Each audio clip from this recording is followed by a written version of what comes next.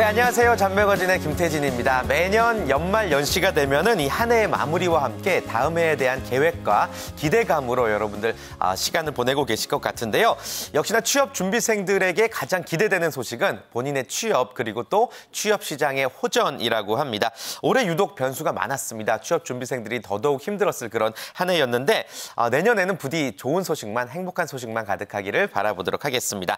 자, 오늘 잔매거진 잡담으로 꾸며보도록 하겠고요. 취업 시장의 이슈들을 월별로 쭉 정리해 보도록 하겠습니다. 한 해를 되돌아볼 수 있는 그런 시간이 될 것 같은데요. 함께해 주실 잡담꾼들을 소개해 드리겠습니다. 먼저 기승전 취업 우리 홍기찬 컨설턴트 안녕하세요. 안녕하세요.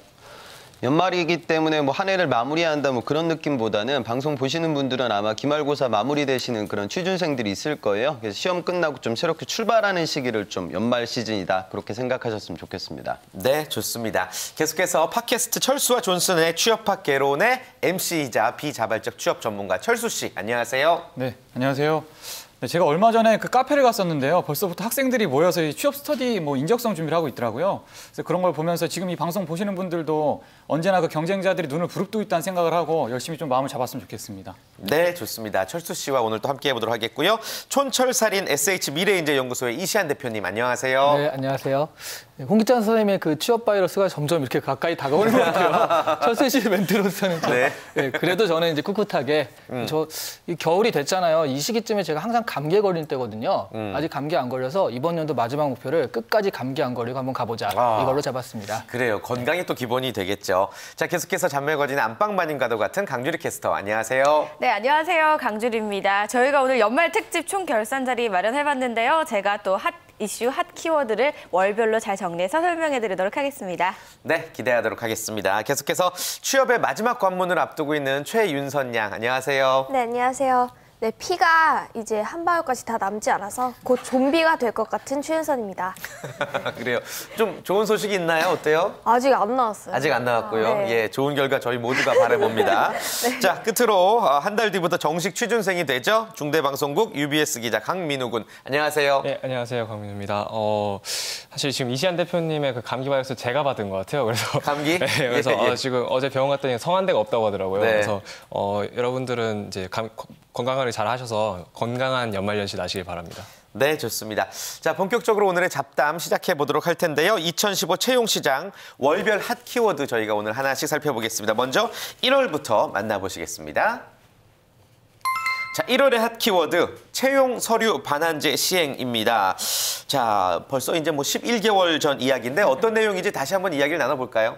네, 맞습니다. 올해부터 이 채용 서류 반환제가 실시가 됐습니다. 하지만 이 서류 반환을 좀 하지 않는다고 명시를 한다거나 아무 설명 없이 돌려주지 않는 기업이 여전히 많다고 합니다. 네. 제대로 시행되지도 않고요. 또 모르는 기업이나 취업준비생들도 많아서요. 그 필요성까지도 다시 좀 생각하게 되는 상황까지 왔다고 하는 그런 좀 안타까운 결과가 있습니다. 그래요. 그 당시 뉴스가 저도 떠오르는 것 네. 같은데 이 채용 서류 반환이 우리 취준생 입장에선 필요하다고 생각하시나요? 어떻습니까, 윤선 양?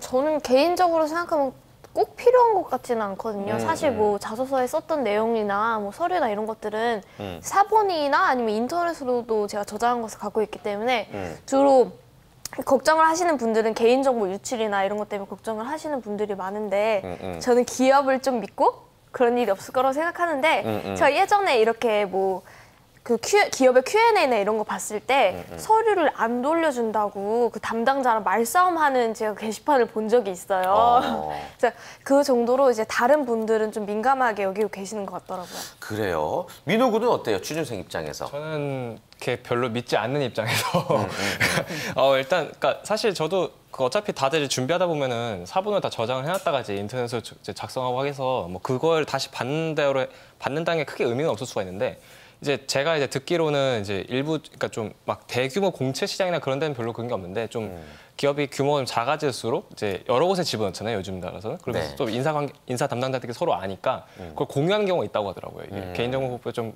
조촉되는 거긴 하지만 어쨌든 얘 여기는 이런 내용 적었더라 뭐 이런 식으로. 그래서 혹시 그런 약간 무언가의 약간 일종의 찝찝함을 좀 해소하는 방면에서 서로의 신뢰를 높인다는 측면에서 저는 이걸 돌려주는 게 좋다고 생각합니다. 돌려주는 게 좋을 것 같다. 알겠습니다.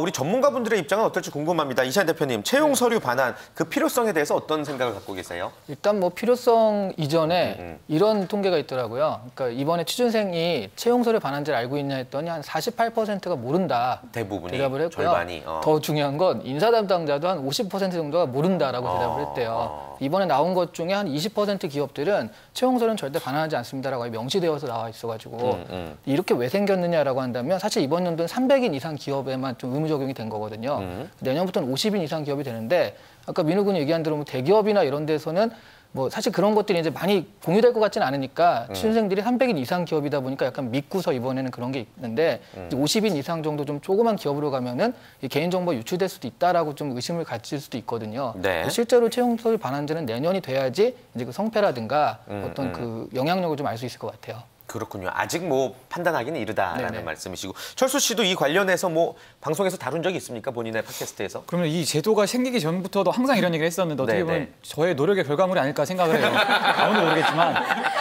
근데 뭐 아까도 말씀하셨지만 이게 개인정보 문제가 가장 기본적이 되는 거고 사실은 취준생의 어떤 감정적인 문제도 있거든요. 네. 이게 쉽게는 뭐 어학성적 증명서나 뭐 졸업증명서 그리고 더 많이 내는 데는 등본까지 제출하라는 데가 있어요. 근데 그게 이제 사본이 아니라 원본을 내라고 제출하라 그런 데가 많은데 그게 다 돈이거든요, 사실은. 그렇죠. 특히 어학 성적 증명서 같은 경우에 2, 3천 원 정도 하는 걸로 알고 있어요. 그거를 또 매번 낼 때마다 저희가 돈 내는데 사실 면접비 주는 회사는 뭐 그렇다 쳐도 안 주는 회사는 무슨 가랑비 옷 젖는다고 이게 좀 감정적으로 많이 상하더라고요. 네. 그래서 분명히 이런 거 좀 반납을 해야 되지 않을까라고 생각을 해요. 그래요. 확실하게 좀 정착이 돼야 된다라는 네네. 말씀이시고요. 홍기찬 쌤은 이 관련해서 어떤 의견 갖고 계세요? 대표적인 우리 사회에 그냥 통용되고 있는 갑질이겠죠. 그러니까 인사팀 사람들은 별 생각 없거든요. 뭐 가져오라고 하면 가져오는 거지 뭐 무슨 말이야 뭐 이런 식이죠. 근데 제가 예전에 제 학생 중에는 제3지대에서 유학을 했던 친구인데 거기는 이제 인터넷 발급이 안 돼요. 그러니까 현실적으로 졸업할 때 좀 챙겨오긴 했는데 이게 지원서를 너무 많이 내다 보니까 좀 부족해져가지고 뭐 굉장히 난감한 상황에 처하더라고요. 그러니까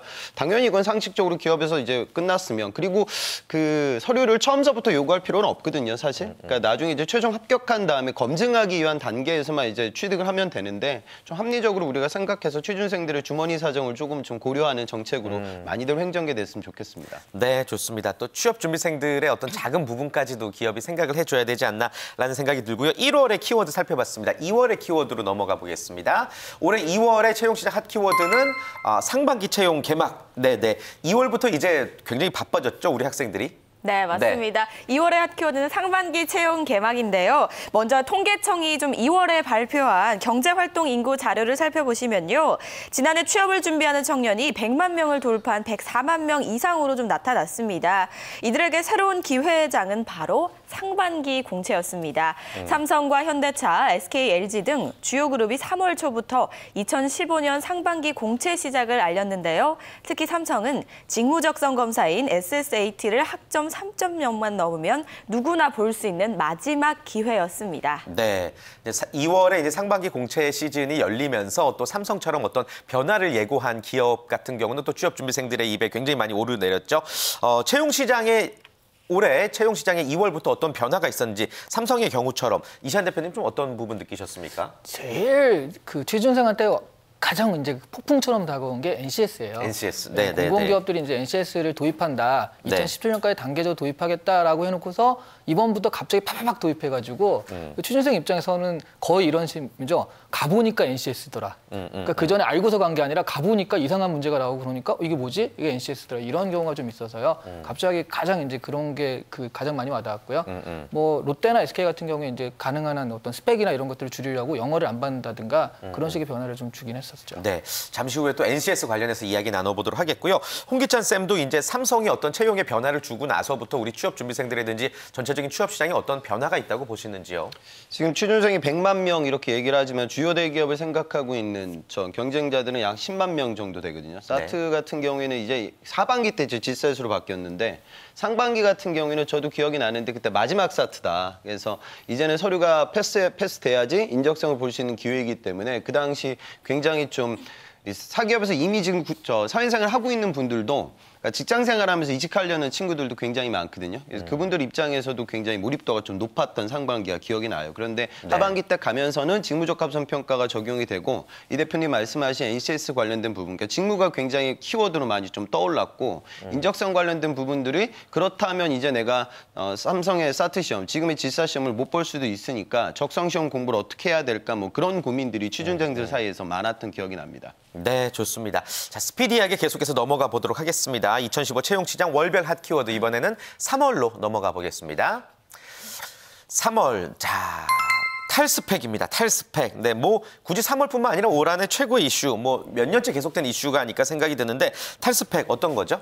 네, 올 상반기 탈스펙에 대해 알아보면요. 올 상반기죠. SK, LG, 현대차 등 주요 대기업들이요. 학력이나 외국어 성적 같은 스펙보다 직무 능력을 보고 채용하겠다는 방침을 좀 밝혔습니다. 그래서 입사 지원 서류에서 외국어 점수나 수상 경력을 적는 이른바 스펙란을 아예 없애거나 최소화하고 오디션과 패션쇼와 같은 기존의 채용 현식을 탈피한 새로운 전형들이 좀 많이 등장하는 추세였습니다. 네, 저희도 방송을 통해서 많이 소개해드린 바가 있는데 이 부분은 저희가 yes or no 토크로 한번 진행을 해보도록 하겠습니다. 제가 드리고 싶은 질문은요. 탈스펙 채용은 진짜로 스펙을 탈피했다. 예, 맞으면 yes 아니면 no를 들어주시길 바라겠습니다. 정말 탈스펙이다. 예, 진짜 스펙을 탈피했다. 그럼 yes 드시면 되고요. 아니다, 뭐 별거 없더라. no 들어주시면 되겠습니다. 하나, 둘, 셋. 전문가 쪽은 다 예스입니다. 예, 그리고 이쪽은 노가 2표, 세모가 1표인데 진짜 스펙을 탈피했다, 이시안 대표님. 네, 그러니까 여기 지금 이게 사실 이 문제가 좀 정확히 나와야 되는 건데 네. 탈스펙 전형은 탈피했다라고 했을 때 탈스펙 전형과 그냥 보통 전형이 달라요. 그러니까 SK 같은 경우는 되게 유명한 게 이제 SK 바이킹 인재라고 네. 뭐 정말 오디션처럼 저희가 나가서 하는 건데 실제로 바이킹 인재를 뽑는 인원이 전체 공채에서 5% 10% 정도거든요. 이런 식으로 이건 우린 탈스펙 전형이다라고 하는 거는 정말로 스펙을 탈피하고 그냥 그것만 가지고 하는데 그렇지 않고 이제 공채나 그런 데서들은 아직은 그런 것들이 남아있는 데는 있다라는 스펙이 좀 남아있는 데는 있다라는 거죠. 근데 우리가 탈스펙 전형으로 이런 걸 하겠다라는 그 탈스펙 전형이라고 했을 때는 실제로 스펙을 탈피하고 있다. 그런 의미에서 제가 예스라고 말씀드린 겁니다. 좋습니다. 그리고 철수 씨도 예스를 들었어요. 이게 뭐 스펙을 안 보니까 사전적으로는 탈스펙이 맞는 것 같은데요. 네. 사실은 탈스펙 여부를 떠나서 이게 어떻게 취준생들한테 더 이제 부담이 가중되는지를 저는 좀 생각을 해봤어요. 사실 보면 여기 약간 무슨 광대 뽑는 것도 아니고 뭐 장기자랑처럼 뭐 어떻게 자기 뭐 개인기를 준비해서 가는 친구들이 많더라고요. 근데 그런 걸 보면서 과연 이게 취업하는데 과연 효과적인가, 인재를 평가하는 데 효과적인가라는 의문도 좀 들고 어떻게 보면 어떤 기업의 홍보나 마케팅 측면에서 이런 걸 좀 활용하는 게 아닌가라는 생각이 좀 들더라고요. 아무래도. 네네. 예. 자, 그리고 홍기찬 쌤도 예스 드셨습니다. 스펙을 안 본다고 하면 거짓말이고 스펙을 안 보고 뽑는 기업은 없겠죠. 그러니까 중요한 건 뭐냐면 당연히 출신 학교도 어느 정도 보고 학점도 보고 어학점수도 보는 거는 당연지사예요. 그런데 여러분들이 얘기하는 건 구직자들이 착각하는 건 그겁니다. 그래서 그걸 아주 정량화된 수치로 만들어가지고 단순하게 나래비를 세워서 뽑지 않을까. 그러니까 내가 3.2인데 제가 3.3이면 제가 나보다 우수해 뭐 그런 판단들이 이제 허물어지고 있다 이 소리죠. 그러니까 패스페일 정도의 개념일 것 같아요. 그러니까 적정 수준의 학점, 적정 수준의 어학점수는 모든 취준생들이 갖고 있고 여러분들의 성실성이 지표이기 때문에 필요하긴 합니다. 그런데 중요한 건 정말 그 당락을 좌지우지하는 포인트가 결국 그 숫자 몇 군데에서 왔다 갔다 하는 부분은 아니다. 이제 그렇게 지금 채용이 변화하고 있는 거고요. 그리고 진짜로 그러니까 여러분들이 생각하는 건 현대자동차, 삼성전자 이렇게 지금 메이저급 기업들은 스펙을 정말로 덜 봅니다. 상대적으로. 그러니까 오히려 지금 중소기업들이 더 보는 기업들이 있는 것도 사실이거든요. 근데 거시적인 탈스펙의 트렌드는 명확하다는 점은 좀 이해하셨으면 좋겠습니다. 그렇군요. 전체적으로 이제 예스의 입장이셨고 주리 씨도 주리 씨는 노죠, 노. 전 노를 들었습니다. 저 일단 취업을 할 때 있어서 스펙을 안 본다는 건 말이 안 된다고 생각을 하고요. 근데 그 스펙이라는 기준에서의 차이가 좀 있다고 생각을 합니다. 단순히 뭐 외국어 성적이라든지 학벌, 학점에가 수치상으로 드러낼 수 있는 게 스펙이 아니라요. 전체적인 자기가 가지고 있는 스토리나 봉사활동이라든지 이런 게 모두가 저는 스펙이라고 생각을 했기 때문에 이렇게 말하면 좀 논란이 될 수 있겠지만 부모님이 그 수저 논란이 아니라 그냥 가족도 스펙이고 나도 스펙이고 자체가 전 스펙이라고 생각을 해서 안 볼 수가 없다고 생각을 해서 노로 들었습니다. 그래요. 네. 스펙을 채우려고 네. 식스팩까지 만드는 경우도 있더라고요. 이제 몸까지 만드는. 개그였나요? 네. 지금 제가 요즘 유행은 독일 개그라고요? 예, 제가 지금 컨디션이 굉장히 안 좋은 상태여서 좀 이해를 부탁드리겠습니다. 네, 우리 윤선 양은 노 드셨죠? 네. 진짜 뭐 사전적인 의미로만 생각하면 뭐 탈스펙이 맞긴 맞겠죠. 근데 저도 약간 철수 씨랑 비슷한 의견인 게 그게 취준생의 입장으로 생각해보면 굉장히 부담으로 작용할 수가 있다고 생각이 돼요. 결국에는. 네. 그냥 진짜 뭐 끼 있는 사람들이 오디션이나 이런 걸 본다고 하면 끼도 하나의 스펙이 될 수 있는 거잖아요. 진짜 뭐 그런 데 나가서 난 말도 못하는데 어떻게 하지? 이러면 그냥 일반 공채에 지원할 수밖에 없게 되니까 네. 저는 그래서 그것도 스펙이라고 생각합니다. 그래요. 결국 제가 하나 좀 네네. 그 살짝 짚고 넘어갈 게 오디션이라고 하니까 우리가 K-팝 스타라든가 뭐 이런 걸 보면서 아 가서 노래를 해야 되나 보다 생각을 하는데 오디션은 이름만 그렇지 실제로는 자기 PT입니다. 그쵸. 가가지고요. 예. 나는 이런 사람이 그렇게 살아왔다. 그 중에서 뭐 난 락그룹 출신이야. 그러면 거기서 잠깐 노래를 할 수도 있겠지만 아주 일부분이고 실제로는 그냥 차분하게 나는 어떤 사람인지 설명하는 그런 오디션이라 그러니까 얼핏 우리 취준생 처음 하시는 분들이 오디션 그러니까 너무 이제 그런 것만 생각해서 장기자랑을 준비하겠다라고 하지만 사실 그런 건 아니다라고 그건 좀 말씀드리고 그렇죠. 넘어갈 근데 텐데. 취준생 입장에서 어쨌든 그것 또한 스펙이다라는 네, 게 그쵸, 취준생 입장인 것 같아요. 제가 봤을 때는. 그래요. 좀 네. 부담이 된다. 취업 준비생들이.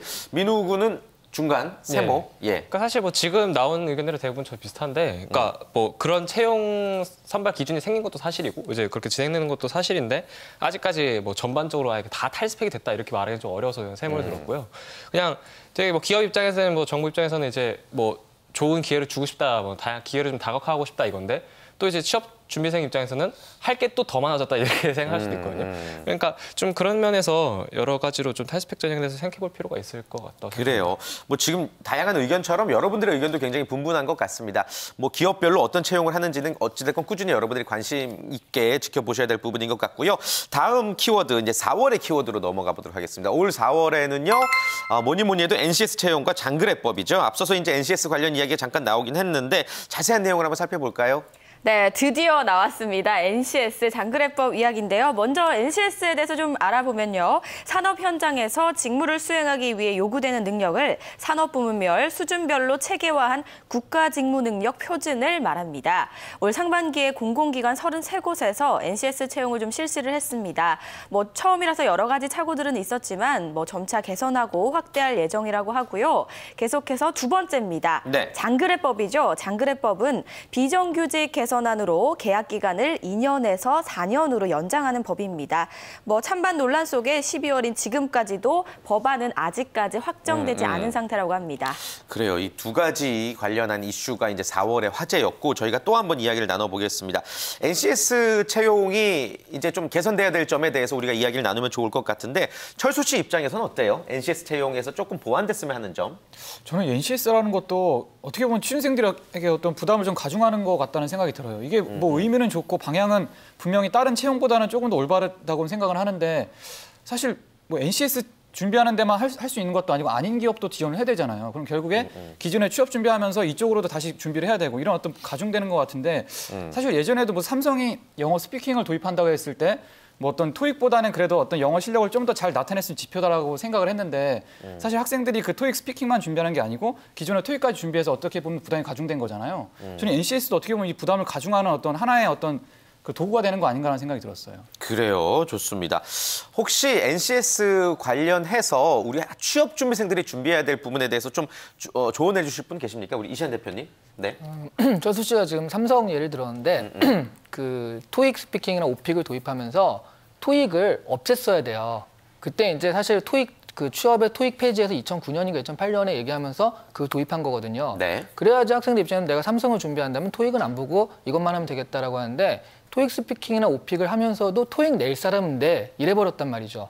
그 학생들 입장에서는 이것도 하고 저것도 해야 됐어요. 마찬가지로 NCS도요.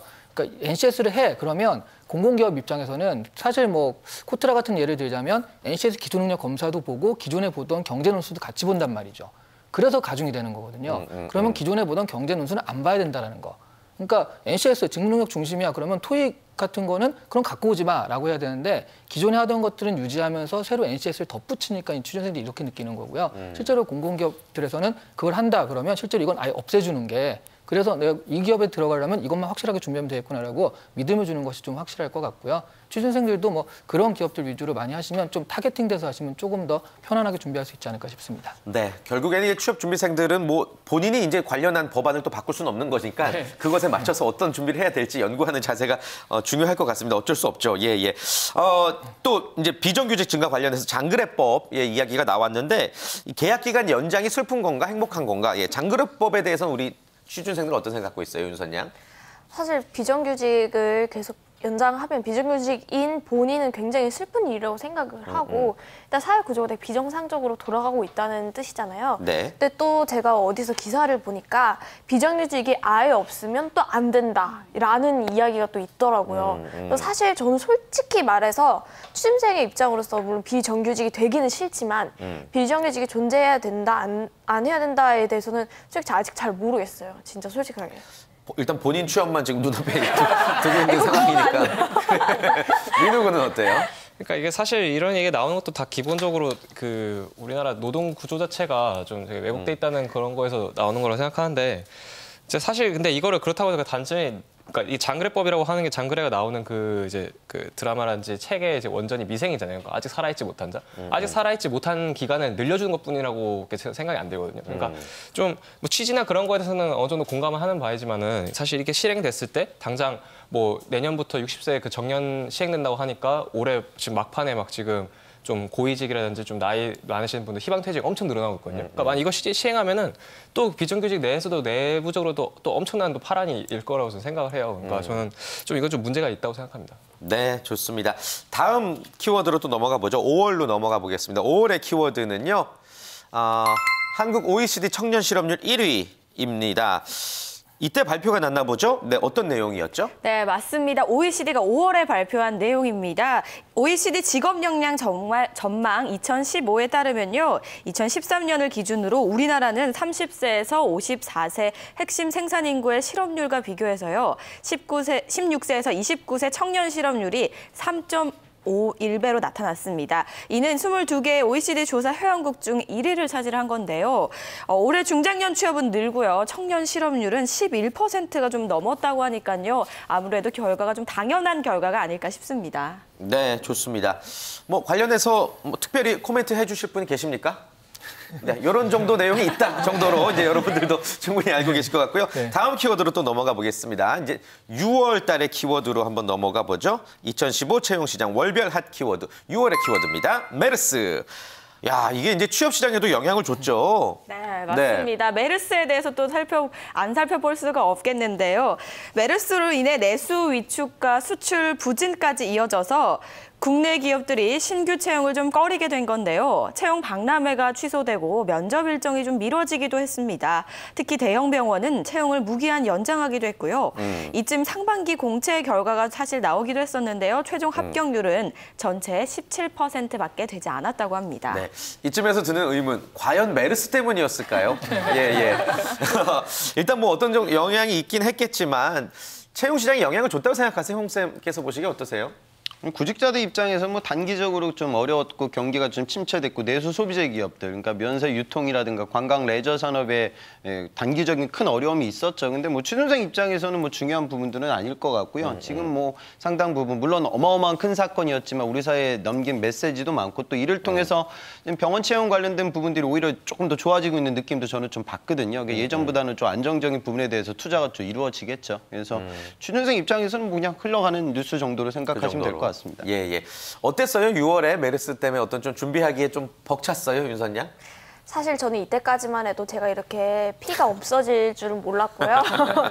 메스 때문에 어떡하나 했고 일단 제 주위 구직자들이 채용 박람회나 이런 데 가지 못해서 아쉬웠다 이런 얘기를 많이 했었던 걸로 기억을 해요. 채용 박람회가 많이 취소됐었죠. 네, 예, 네. 예. 그래서 그것 때문에 아쉬워하는 모습들을 많이 봤고요.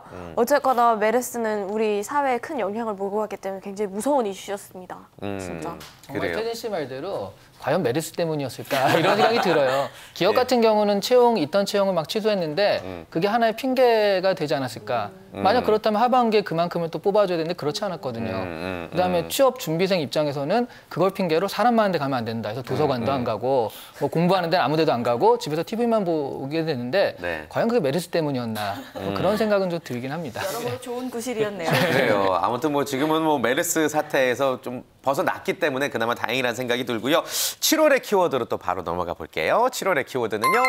청년 고용절벽 해소 종합대책입니다. 저도 이제 방송을 통해서 소개해드린 기억이 나네요. 예, 어떤 내용인지 다시 한번 짚어볼까요? 네, 7월의 키워드 내용 살펴보시면요. 정부와 경제계는 청년 일자리 문제가 우리 사회가 시급히 해결해야 할 국가적 과제라는 데 인식을 같이 하고 2017년까지 청년 일자리 기회 20만 플러스 프로젝트를 공동 추진하기로 선언했습니다. 여기서 20만은 공공부문에서 2017년까지 4만 명 이상의 일자리를 추가로 창출하고 경제계에서 16만 명 이상에게 새로운 일자리를 제공하는 거라고 합니다. 그래요. 장기적인 계획을 이제 정부가 발표를 했는데 이 부분이 잘 지켜질 수 있을런지 우리가 또 지켜봐야 될 것 같고 계속해서 어떤 보완 대책이 또 필요할 것 같습니다. 청년 고용 절벽 해소 종합 대책. 우리 철수 씨도 관련해서 좀 관심 있게 지켜봤었죠? 뭐 네. 아무튼 뭐 지켜보긴 했는데 좀 미미한 관심이 있었죠. 네. 사실 항상 이 정부에서 말하는 일자리 창출이라는 게 와닿지가 않는 게 어떻게 보면 그 좋은 일자리랑 좀 안 좋은 일자리가 있잖아요. 아까 말 나왔다시피 뭐 미생이라고 하는 비정규직 일자리. 근데 보통 이런 데서 만들어낸 대규모 일자리는 보통 그런 비정규직이 많더라고요. 사실 실제 취준생들한테 관심 있는 건 비정규직이 아니라 좋은 일자리인데 여기서 항상 그런 안 좋은 일자리만 만든다니까 그렇게 막 관심이 가지는 않더라고요. 그래요. 예. 좀 이 종합 대책이 잘 지켜지기 위해서 또 이 대책에 맞춰서 우리 또 취업 준비생들은 어떤 준비를 해야 되느냐가 또 관련한 이슈가 아닐까 싶은데 이시안 대표님 어떻게 보세요? 근데 이게 사실 취업 준비생이 대비할 게 아니거든요. 이 세 가지 대책이 주 세 가지였는데 첫 번째가 공공부문 창출하는 거랑 네. 그다음에 산학협력이랑 해외 취업이었거든요. 근데 공공부문 창출에서는 철수 씨가 말씀하신 대로 창출한다라고 해서 하는데 그게 이제 좀 안 좋은 아까 비정규직 일자리가 양산되는 그런 결과가 좀 있었고요. 산학협력 같은 경우에는 산학이 협력을 해야 되는데 학 쪽에서 협력을 잘 안 했어요. 그러니까 이게 배운 다음에 그걸 그대로 이제 산업에서 가야 되는데 그 교육부에서 어떤 그런 대학교의 어떤 변화들이 그렇게 팍팍 따라주지 않아가지고 그렇게 좀 연계되는 게 좀 덜했었고요. 해외 취업은 해외 쪽에서 도와주질 않아서 어디를 가는지 어떻게 해야 되는지 잘 모르고 그 해외라는 게 우리가 생각하는 취준생이 가고 싶은 해외는 아무래도 좀 선진국 위주인데 아무래도 그 안 좋은 나라들로 가게 되니까 그런 부분이 좀 맞지 않아서 그런 부분에서 정부에서 좀 취준생들이 혹할 만한 매력적인 일자리를 좀 만들어내야 되지 않을까 뭐 그런 생각이 많이 들었습니다. 그래요. 우리 취준생 입장에서 이 뉴스를 접하고 어떤 느낌이 들었는지도 한번 이야기 들어보죠. 사실 이게 그 전월에 있었던 메르스랑 조금 연결되는 것 같긴 한데 네. 이제 메르스 때문에 사실 친구 중에 이제 해외 인턴이라든지 그런 거 준비하는 친구들 되게 많은데 다들 못 갔어요. 중국이나 이제 그런 나라에서는 이제 당장 한국인이라고 해도 막 벌써 입 맞고 이런 입장이니까. 그래서 다 취소돼서 못 가는데 이제 그런 게 좀 쌓이고 이제 하다 보니까 이제 나름대로 정부에서 대책 입장에서 이렇게 내보냈다고 하는데 이제 뭐 물어보면은 뭐 모르는 친구들이 더 많았고요 일단 그래서 딱히 와닿지는 않았다 정도로 생각합니다. 네. 그래요, 알겠습니다. 자, 2015 채용시장 월별 핫 키워드 1월부터 7월까지 살펴봤죠. 8월부터는 잠시 후 2부에서 한번 확인해 보도록 하겠습니다. 올 한해 어떤 키워드들이 있었는지 저희와 끝까지 함께해 주시길 바랍니다. 잠시 후 2부에 다시 인사드리겠습니다. 처음에는 제가 정확히 무엇을 좋아하는지 그런 쪽으로도 상담을 해주실 줄 몰랐고 그래도 적성검사나 이런 거 전문가들 좀 의견 들어가지고 제가 하고 싶은 일에 제가 잘 어울리는지 원래 갖고 있는 성향도 알 수 있게 돼서 좀 더 구체적이고 시야를 넓히게 되는 계기가 됐었던 것 같습니다. 도움이 너무 많이 됐습니다. 나이 또래의 진로를 아직 못 찾은 사람들이 많은데요. 친구들한테도 추천해드리고 싶네요. 직무를 찾아라. 파이팅! 딱 맞는 적성으로 평생의 직업으로 직무를 찾아라.